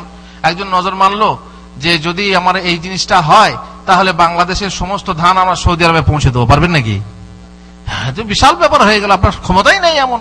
কেউ বললো যে আমার এরকম যদি এটা আমার হয় তাহলে আমি নদীটা পার হবো পানির উপরে হেঁটে, এ কি সম্ভব নাকি? কেউ বললো আমি হাওয়াতে উড়ে যাব, এগুলো অসম্ভব। যেটা অসম্ভব সেটা কিন্তু মুশকিল আছে। একজন নজর মেনেছিল, কে বাংলাদেশ থেকে আমাকে এক ভাই বললেন যে হুজুর, আমার মা নজর মেনেছে যে যদি আমার ছেলে সৌদি আরব যায় তাহলে আমি কাবা শরীফে একটা সোনার চিরাগ, কি বলে চিরাগকে, ওই যে কুপি বা বাতি দেবো, ওই যে তেল ঢেলে বাতি জ্বালায় না আমাদের দেশে, দেখেছেন? হিন্দুরা, সাধারণত হিন্দুরা এইভাবে বাতি জ্বালায়। সেটা সোনারও হয়, পিতলেরও হয়, সাধারণত পিতলের হয়, লোহার হয়, মাটিরও হয়, ওরা মাটির বানায়। বিশেষ করে দেওয়ালির দিনে, ওই যে দেওয়ালির ডুপ্লিকেট আমাদের কি শবে বরাতের রাতে যে বাতি জ্বালানো হয়, সেই কুপি বা বাতি বা প্রদীপ নজর মেনেছে সোনার প্রদীপ কোথায় দেবে? কাবা শরীফে। আছে কোথাও ব্যবস্থা এরকম সোনার কাবা শরীফে প্রদীপ দেওয়ার? এইরকম নজর মানা ঠিক নয়। যদি নজর মেনে থাকে তাহলে তাকে কি করতে হবে? কাফারা দিতে হবে। এই শ্রেণীর 5 নম্বর নজর হলো যে নজরুত্তাহ, যেটা যে নজর পালন করলে পরে আল্লাহর আনুগত্য হয়, যেমন নামাজ পড়া, রোজা রাখা, হজ করা এবং দান খয়রাত করা ইত্যাদি। তবে সেই নজর সাধারণ হয় এবং শর্ত ভিত্তিক হয়। সাধারণ কেমন? যে আমি নজর মানলাম, যেমন মারিয়ামের মা নজর মেনেছিলেন যে আমার পেটে যে বাচ্চা হবে আল্লাহর রাস্তায় আমি স্বাধীন করে দেবো। আপনি নজর মানলেন যে আমি আল্লাহর আমার নামে নজর মানছি, হে আল্লাহ আমি নজর মানছি আমি প্রত্যেক মাসে 3টে করে রোজা রাখবো, তাহলে পালন করা কি? জরুরি, ওয়াজিব। এটা সাধারণ ভাবে। আর একটা হচ্ছে শর্ত ভিত্তিক, যদি আমার আল্লাহ তাআলা আমার এটা করে, তাহলে আমার ছেলে পরীক্ষায় ফার্স্ট হলে তাহলে আমি 5,000 টাকা মসজিদে দেবো। এই নজর কিন্তু আল্লাহর জন্য, এটা পালন করা ওয়াজিব, জরুরি। যদি আমার ছেলে ভিসা পায়, যদি আমার বাপ রোগ থেকে মুক্তি পায়, যদি আমার অমক এই হয়, যদি আমার ছেলের ছেলে হয়, তাহলে পরে আমি এত টাকা মাদ্রাসায় দেবো কি মসজিদে দেবো। এগুলো সমস্যা আছে? সমস্যা নাই। দান করা, সাদকা করা, সুতরাং এগুলো পালন করা জরুরি। এগুলো হচ্ছে শর্ত ভিত্তিক। আর এই শর্ত ভিত্তিক মাত্র আল্লাহর সঙ্গে আপনি কি বলছেন? বাজি রাখছেন যে আল্লাহ তুমি যদি দাও তাহলে আমি দেবো, তুমি দিলে আমি দেবো, তুমি না দিলে আমি দেবো না। আল্লাহর সঙ্গে এইরকম বেয়াদবি করা উচিত না। এই জন্যই বলা হয়েছে যে এটা হচ্ছে মাকরুহ। সুতরাং যদি কেউ কোন হারাম এর সঙ্গে মানে হালাল মিশ্রিত করে, যেমন একটা নজর মানলো যেটা করা হচ্ছে আনুগত্য, কিন্তু তার সঙ্গে আবার হারাম মিশিয়ে দিয়েছে। যেমন এক মহিলা নজর মানলো সে খালি মাথায় হজ করবে, মাথায় কাপড় না রেখে হজ করবে। কেমন হলো? খালি মাথায়, তার মানে বেপর্দা হয়ে হজ করবে। এই নজরটা পালন করা কি ব্যাপার হুজুর? বলে মা শানু হাজি, দেখলেন যে খালি মাথায় যাচ্ছে, কি ব্যাপারে, কি হলো? ইন্নাহা নাজারাত আন তামশিয়া ইলা বাইতিল্লাহি হাফিয়াতান হাসিরা। এই মহিলা নজর মেনেছে যে বাইতুল্লাহ যাবে পায়ে হেঁটে খালি মাথায়। আবার কি কথা হলো? কার রাসূলুল্লাহ সাল্লাল্লাহু আলাইহি ওয়াসাল্লাম মুরুহা ফাল তাখতামির, ওকে হুকুম করো যেন মাথায় কাপড় নেই, ওয়াল তারকাব, পায়ে হেঁটে না গিয়ে সওয়ার হয়ে যায়, ওয়াল তাহুজ, হজ পালন করে। তাহলে হারাম দুটো বাদ গেল। মাঝখান থেকে যেটা হজ, এটা হচ্ছে আনুগত্য, সেটা সে করলো। তারপরে অনেক সময় হয় কি, যে অনেক সময় মানুষ যেটা নজর মানে সেই নজরটা বা পালন করা অতটা না, মানে তার থেকে ভালো জিনিস আছে। যেমন এক ব্যক্তি নজর মানলো যে আল্লাহ তাআলা যদি মক্কা বিজয়, মক্কা জয় দান করে, তাহলে আমি বাইতুল মাকদেসে গিয়ে নামাজ পড়বো। বাইতুল মাকদেস কোথায়? হায় হায় হায়, বলছে যদি মক্কা জয় হয় তাহলে আমি বাইতুল মাকদেসে গিয়ে নামাজ পড়বো। আপনারা জানেন 3টে বা 4টে ফজিলতপূর্ণ মসজিদ আছে। সেই 4টে ফজিলতপূর্ণ মসজিদের সব থেকে বড় ফজিলত কোথায় আছে? মক্কার মসজিদে। এক রাকাত নামাজ পড়লে ক রাকাত হয়?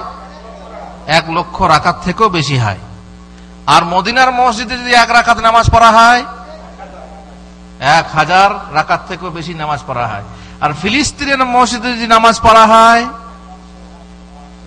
বলা হয়েছে 500 জয়ীফ হাদিসে, কিন্তু সহিহ হাদিসে আছে সেখানে নামাজ পড়লে আপনার গুনাহ মাফ হয়ে যায়। তাহলে ফিলিস্তিনের মসজিদের মর্যাদা বেশি না মক্কার মসজিদের মর্যাদা বেশি? এ বেচারি মক্কাতে এসে বলছে যদি মক্কা জয় হয় তো আমি ফিলিস্তিনে গিয়ে নামাজ পড়বো। কোথায় নামাজ পড়া বেশি ভালো? আমাদের কিছু ভাই আছেন যারা হজ উমরা করতে যান, মদিনা যাওয়ার জন্য ছটফট করেন।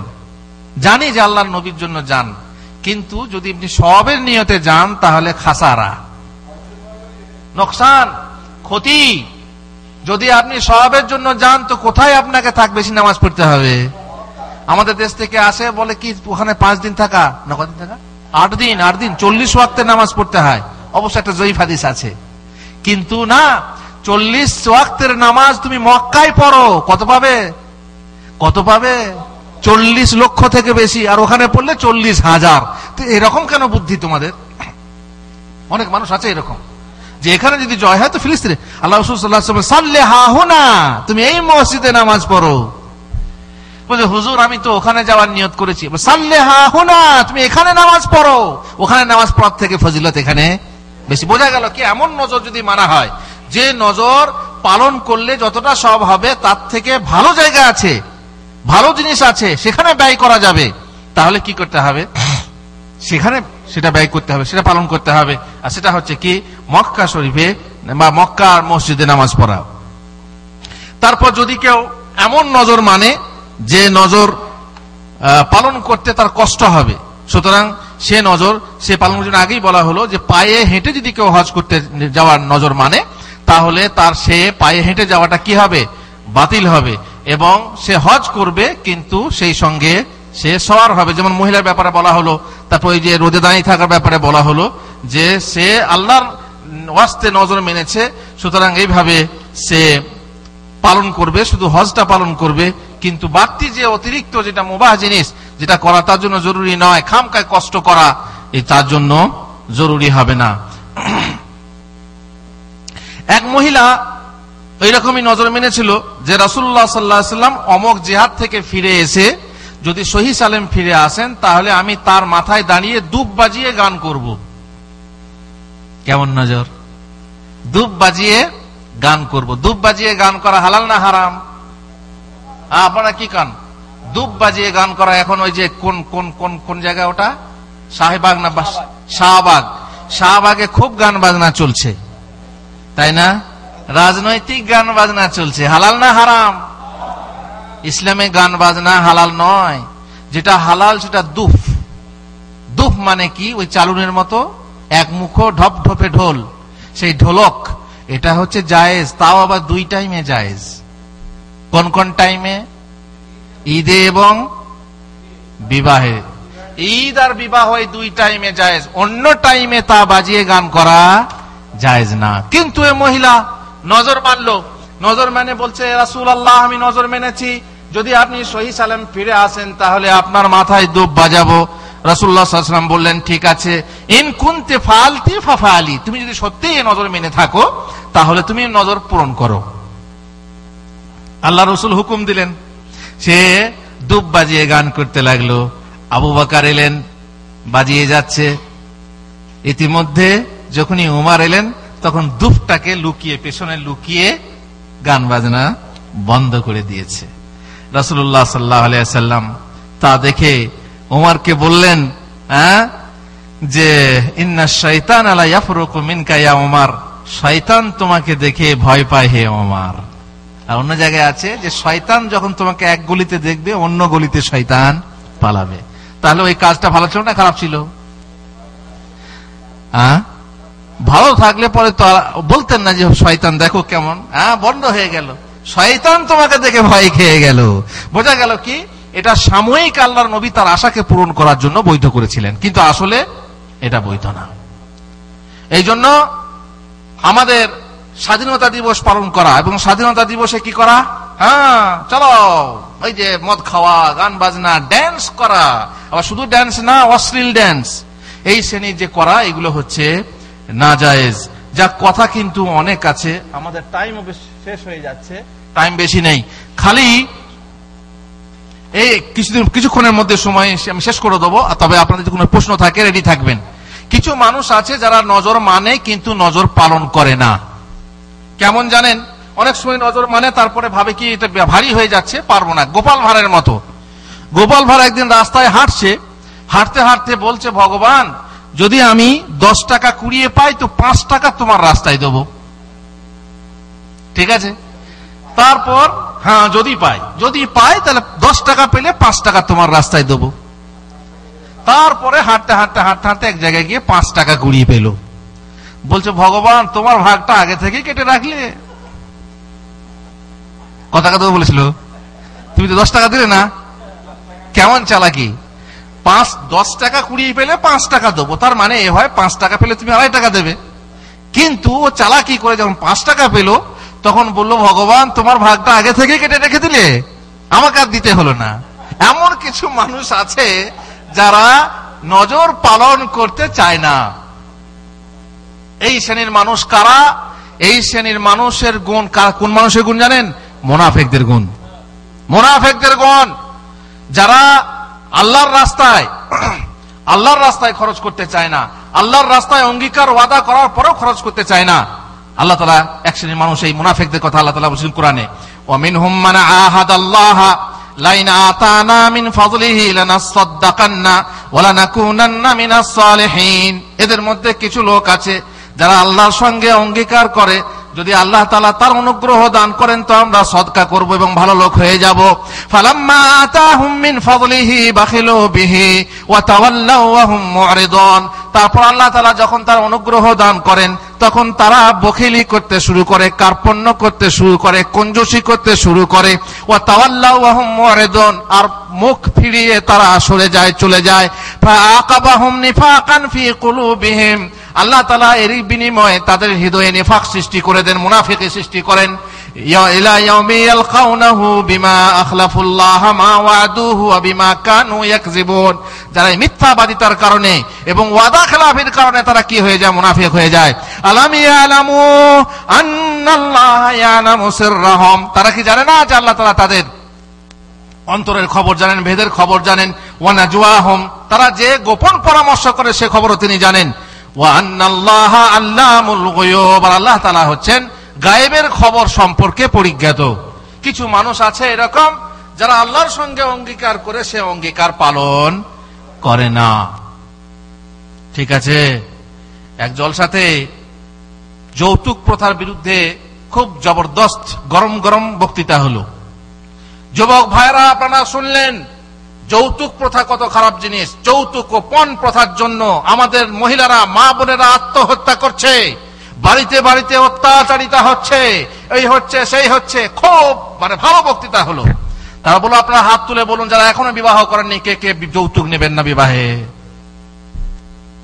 অনেকে হাত তুললো, চোখে পানি এসে। বিবাহ করার সময় যখন এলো, এ তো হুজুর, এ তো আপনার সামনে বললাম। ও হুজুর, তখন ওই যে একটা মনের জোশ থাকে না, জোশে একবার মাঝে মাঝে মনটা এরকম হয়ে যায়, কিন্তু যখন পালন করার সময় আসে তখন মনটা আলাদা হয়ে যায়। তখন সে পালন করতে পারে না। হুজুর অনেক খরচ, বিয়েতে তো আমাকে খাওয়াতে হবে, তোমাকে খাওয়াতে হবে, আত্মীয় স্বজন আছে তাদেরকে দিতে হবে। কোত্থেকে? মাছের তেলে মাছ ভাজবে, তখন শ্বশুরের কাছ থেকে নিয়ে 7 গোষ্ঠীকে খাওয়াবে। কেন? নিজের পয়সা খরচ করো না। না, পরের লেজে পা পড়লে তুলো পাড়া ঠেকে, আর নিজের লেজে পা পড়লে ক্যাঁক করে ডাকে।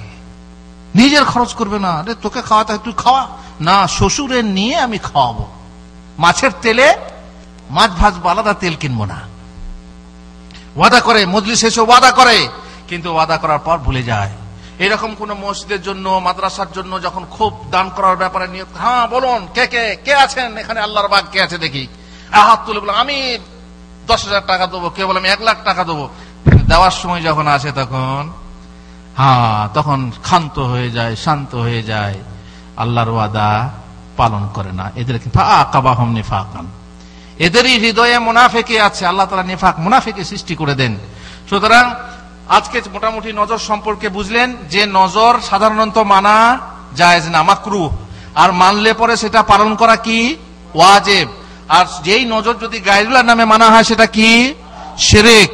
যদি কেউ মেনে থাকেন তাহলে পালন করা কি নাজায়েজ, তার বদলে আপনাকে কি করতে হবে, কাফারা দিতে হবে। কিসের কাফারা? কসমের কাফারা। কথা শেষ। এইবারে আরেকটা কথা আমাকে বলতে বলেছিলেন, যেটা কি বলে খায়রাত সম্পর্কে, খায়রাত বা যাকাত কাকে দেওয়া যাবে কাকে দেওয়া যাবে না। সময় আছে না নেই? দান খায়রাত বিশেষ করে 2 রকম। দান যেটা করবেন, দান হচ্ছে 2 রকম, এক হচ্ছে ফরজ আর এক হচ্ছে নফল। ফরজ যেটা আল্লাহ তাআলা আপনার জন্য ফরজ করেছেন, আপনার টাকা থাকলে 7.5 ভরি স্বর্ণ কেনার মতো টাকা থাকলে সেই টাকা থেকে 102 টাকা দেওয়া ফরজ, ঠিক আছে। আপনার ধান থাকলে যদি 750 কেজি ধান হয় তো সেখান থেকে 20 ভাগ বা 10 ভাগের 1 ভাগ, 20 ভাগের 1 ভাগ বা 10 ভাগের 1 ভাগ দেওয়া ফরজ। বাকি থাকলো নফল। নফল আপনার সেই শর্ত থাক আর না থাক, সেই ধন না থাক আর না থাক, আপনার যা থাকবে আপনি তার থেকে খরচ করলেন, এটা হলো নফল। ফরজ আর নফল। ফরজ দান যদি হয়, ফরজ সাদকা যদি হয়, সেই সাদকা এই 8 শ্রেণীর মানুষ ছাড়া অন্য কাউকে দিতে পারেন না। 8 শ্রেণীর মানুষ আল্লাহ তাআলা সূরা তাওবাতে সেই 8 শ্রেণীর 8 প্রকার জায়গা, যাকাত খরচ করার জায়গা বলে দিয়েছেন। ইন্নামা সাদাকাতু লিল ফুকারা ওয়াল মাসাকিন। ফুকারা ওয়াল মাসাকিন, ফকির কাকে বলে? যার বাড়িতে খাবারই নেই। আর মিসকিন কাকে বলে? মোটামুটি চলে, একবেলা হয় তো একবেলা হয় না, কি সারা বছরে তার ঠিক মতো চলে না। তাহলে ফকির হলো, মিসকিন হলো। ইন্নামা সাদাকাতু লিল ফুকারা ওয়াল মাসাকিন ওয়াল আমিলিনা আলাইহা, যারা এই সাদকার ব্যাপারে, যাকাত জমা করার ব্যাপারে, লেখা টেকার ব্যাপারে, হিসাব রাখার ব্যাপারে চাকরি করে, তারা সেখান থেকে বেতন পাবে। তারপরে মুআল্লাফাতে কুলুবুহুম, তার মানে কোন কাফেরকে মুসলমান করতে হবে, এই জন্য তাকে আগে থেকেই, সে মুসলমান হয়নি এখনো, যাকাত দেওয়া যাবে। কিংবা মুসলমান হয়েছে নও মুসলিম, তার হৃদয়টাকে প্রতিষ্ঠিত রাখার জন্য তাকে আপনি যাকাত দেন, ঠিক আছে। ওয়াফিল গারিমিনা ওয়াফির রিকাবি ওয়াল গারিমিন। রিকাব মানে হচ্ছে কারো হয়তো কোন দাস মুক্ত করতে হবে, সেখানে আপনি যাকাত দেন, যুগে নেই সেটা। গারিমিন হচ্ছে এমন যে ঋণগ্রস্ত হয়েছে, যে ঋণ শোধ করতেই পারে না, পরিশোধই করতে পারে না, যতটুকু টাকা দিলে পরে ঋণ শোধ হয় ততটুকু টাকা তাকে দেওয়া যাবে। ঋণ পরিশোধ হওয়ার পরিমাণ টাকা হলে তার থেকে বেশি দেওয়া যাবে না। কিন্তু সৌদি আরবে দেখবেন যে তাকে, সে হয়তো কোথাও কারো ঋণগ্রস্ত হয়েছে কিংবা জরিমানাগ্রস্ত হয়েছে, কারো গাড়ি অ্যাক্সিডেন্ট করেছে, তাকে 50,000 লাগবে, 1 লাখ লাগবে, কিংবা মানুষ খুন করে ফেলেছে বাই চান্স, যে হত্যা মানে ভুল করে আর কি, গাড়িতে অ্যাক্সিডেন্ট করে ফেলেছে, 3 লাখ, এখন তো 3 লাখ হয়েছে, আগে 1 লাখ ছিল, সেই টাকা দিতে হবে। চাইতে চাইতে চাইতে দেখা গেল কি, সে চেয়ে তার ঋণ পরিশোধ হয়ে গেছে, জরিমানা পরিশোধ হয়ে গেছে, তারও বেশি চেয়ে যাচ্ছে, কাগজ দেখিয়ে দিয়ে গাড়ি কিনছে, চলবে? ঋণ পরিশোধ হয়ে গেলে তার জন্য আর খাওয়া জায়েজ না। মোট কথা এই শ্রেণীর এই কতগুলো আছে। আর ফি সাবিলিল্লাহ, আল্লাহর রাস্তায়। আল্লাহর রাস্তা বলতে জিহাদ। অনেক উলামা বলেছেন আল্লাহর রাস্তা বলতে মাদ্রাসা পড়ে, যেহেতু ইলম হচ্ছে এক প্রকার জিহাদ, দাওয়াত হচ্ছে এক প্রকার জিহাদ, সুতরাং এই কাজে ওই টাকা বা ওই যাকাত দেওয়া যাবে। আর মসজিদ কিন্তু আল্লাহর ওয়াস্তে হলো, মসজিদের টাকা, যাকাতের টাকা দেওয়া যাবে না। এই 8 শ্রেণীর মানুষ যে বলা হলো, এই শ্রেণীর মাঝেই তাকে রাখতে হবে। কাফেরকে যাকাত দেওয়া যাবে না? যাবে না, যাবে না। তখন যাবে যখন তাকে আকর্ষণ করা উদ্দিষ্ট হবে। কাফেরকে যাকাত দেওয়া যাবে না, কিন্তু নফল সদকা আপনি দিতে পারেন না, পারেন না? মানবিক খাতিরে তাকে নফল সদকা দিতে পারেন। নিজের পকেট থেকে, যাকাতের হিসাব থেকে না। আপনি কোনো অমুসলিমকে দেন, কোনো অমুসলিম তার প্রতি আপনি সদ্ব্যবহার দেখান, যদি আকর্ষণ করার উদ্দেশ্য নাও হয়, তা সে খেতে পাচ্ছেন, আপনি তাকে দিলেন, আপনি নফল সদকা দিতে পারেন, কিন্তু ফরজ সদকা তাকে দেওয়া যাবে না। বুঝতে পেরেছেন? এইভাবে ফরজ আর নফল দুই রকমের যে আমাদের কাছে সদকা রয়েছে, সেই সদকা নফল থেকে আমি অমুসলিমকে দিতে পারি, কিন্তু ফরজ থেকে দিতে পারি না। এই হচ্ছে মোটামুটি মানে যাকাত সম্পর্কে অভিমত। আর যদি কিছু নির্দিষ্ট প্রশ্ন থাকে,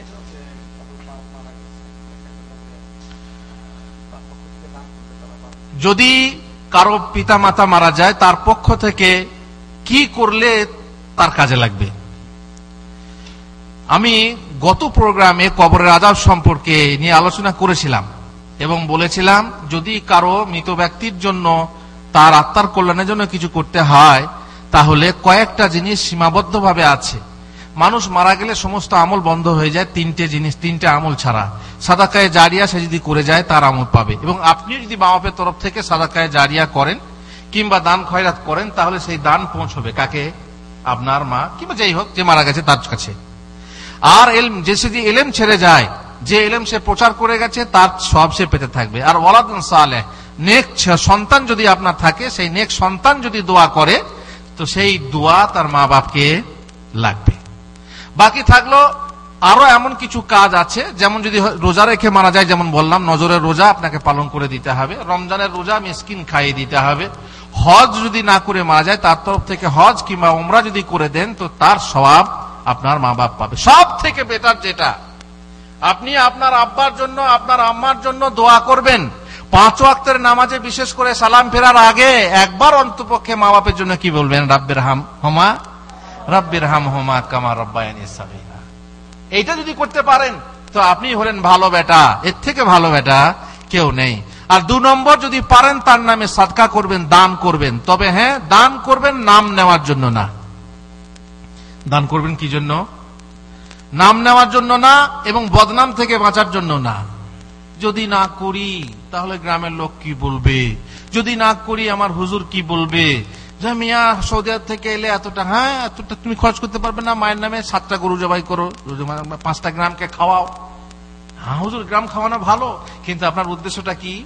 আপনার উদ্দেশ্য হলো যে আমি নাম নেবো। যত নাম হয় তত আপনার মনটা বেলুন ফোলা হয়, যখন বেশি ফুলে যায় তখন কি হয়? বাস্ট হয়ে যায়। নিয়ত যদি খারাপ হয়, আপনি সব পাবেন না। এই জন্য এই যে আনুষ্ঠানিকতা, ভোজবাজি করা, মানুষকে এই দেন দেন নিয়ে সই করা, হইচই করা, এই হচ্ছে কি? রিয়াকারী হাসে। এই জন্য গোপনে দান করুন। যদি দান করতেই হয়, এমন ভাবে গোপনে দান করুন, গ্রামের কোন মানুষ, কোন বিধবা, কোন গরিব মানুষকে আপনি দান করুন, যে নামাজি হবে, মুশরিক হবে না, নামাজি দেখে দান করুন। কারণ যে আল্লাহর ফরজ আদায় করবে না, করে না, তাকে আপনি আল্লাহ তার করজ দেবেন না, খবরদার না। নামাজি দেখে দান করুন, আর বলুন মা আব্বার জন্য দোয়া করুন। এইভাবে যদি করেন, তাহলে পরে আল্লাহ তাআলা সেই দান আপনার আব্বার কাছে পৌঁছে দেবেন, বা তারই বদৌলতে আল্লাহ তাআলা কি করবেন? আপনার আব্বার গুনাহ মাফ করে দেবেন। আপনি আল্লাহর কাছে ইস্তেগফার করলে পরে তার জন্য আপনার আব্বা জান্নাতবাসী হলেও জান্নাতের মর্যাদা বৃদ্ধি হবে, আর আযাবে থাকলে আযাব মাফ হয়ে যাবে। এই হলো মোটামুটি আজকের কথা। অনেক সময় নিয়েছি আপনাদের। আল্লাহ তাআলা আপনাদেরকে জাযায়ে খায়ের দেন, এবং সবাইকে জাযায়ে খায়ের দেন যারা এই মানে মঙ্গল প্রচারের জন্য সহযোগিতা করেছেন, এসেছেন, আপনারা আপনাদের সময় দিয়েছেন, আল্লাহর মজলিসে, জিকিরের মজলিসে বসেছেন। আপনারা বলতে পারবেন এই মজলিসে বসলে কিছু হোক আর না হোক, আপনি কথাগুলো মানেন চাই না মানেন, সব থেকে যেটা প্রধান লাভ হয়েছে সেটা কি? কে বলতে পারবে? আপনি এই মজলিসে এসে বসেছেন, হুজুর যা বলল আপনি শুনলেন না, মানলেন না, হুজুর আপনার কথা আপনি ফিরিয়ে নিয়ে যান।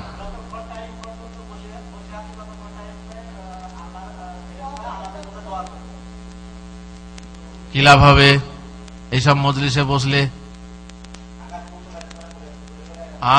কমসে কম আপনার গুনাহ মাফ হয়ে যাবে। এই যে আল্লাহ বলবেন না, ফেরেশতারা যখন বলবেন কি ব্যাপার, ওরা কি চায়? বলে আল্লাহ জান্নাত থেকে জান্নাত চায়। জান্নাত দেখেছে? না, তা দেখেনি। জাহান্নাম থেকে মুক্তি চায়। জাহান্নাম কি দেখেছে? না, যদি দেখতো কি হতো, আর বেশি মুক্তি চাইতো। আর কি চায়? আল্লাহ ওরা গুনাহ থেকে মাফ চায়, গুনাহ খাতা মাফ চায়। আল্লাহ বলেন যাও, আমি ওদের সবাইকে মাফ করে দিলাম, সবাইকে মাফ করে দিলাম। সব থেকে বড় প্রাপ্য আমাদের এইটাই।